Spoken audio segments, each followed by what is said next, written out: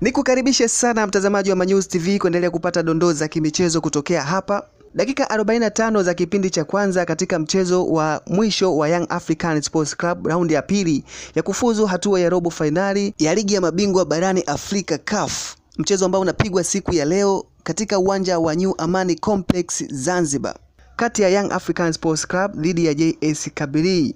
Matokeo yamekuwa ni goli 1-0 lililopatikana kwa mkwaju wa penalty akichezewa foul Pacome Zouzoua, na shuti la penalty likipigwa na mchezaji Depu lililoingia nyavuni moja kwa moja na kuiandikia Young African Sports Club goli la kuongoza. Katika dakika 45 zilizokamilika hivi punde, tunashuhudia pia mabadiliko katika kikosi cha Young African Sports Club, mabadiliko ya lazima ambayo amefanyiwa mchezaji Pacome Zouzoua baada ya kupata majeraha ya mguu alipochezewa rafu na golikipa wa JS Kabylie. Ameweza kutoka nje na kumpisha Mudathir kuingia katika nafasi ya mchezaji Pacome Zouzoua. Mchezo unaonekana ni wa kuridhisha ambao unaonyesha huenda matokeo ya Young African Sports Club ya kuondoka na pointi 3 upo.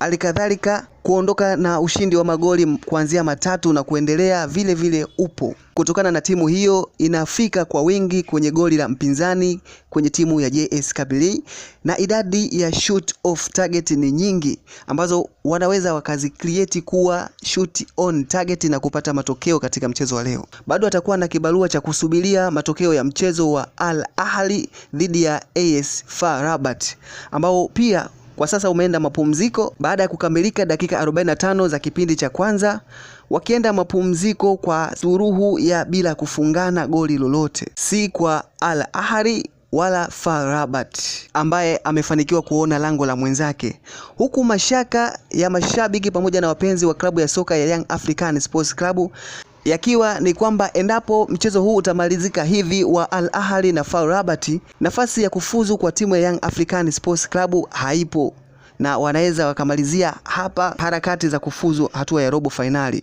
Lakini pia mashaka mengine ni kwamba wachezaji nguli wa Al Ahly ambao wanategemewa na ni nyota katika timu hiyo, wengine wakionekana kuanza katika benchi wakisubiria substitution kama mchezaji Emam Ashul ambaye amerudishwa kikosini hivi karibuni, na wachezaji wengine ambao hawatokuwepo kabisa katika mchezo wa siku ya leo baada ya kuorodheshwa katika listi ya kikosi ambacho kitakwenda kushuka dimbani kuikabili FAR Rabat siku ya leo, kama Trezeguet na Zizou wa klabu ya soka ya Al Ahly. Bwana, hayo ndo matokeo ya dakika 45 za kipindi cha kwanza katika mchezo wa Young African Sports Club dhidi ya JS Kabylie. Young African imepata goli la kuongoza.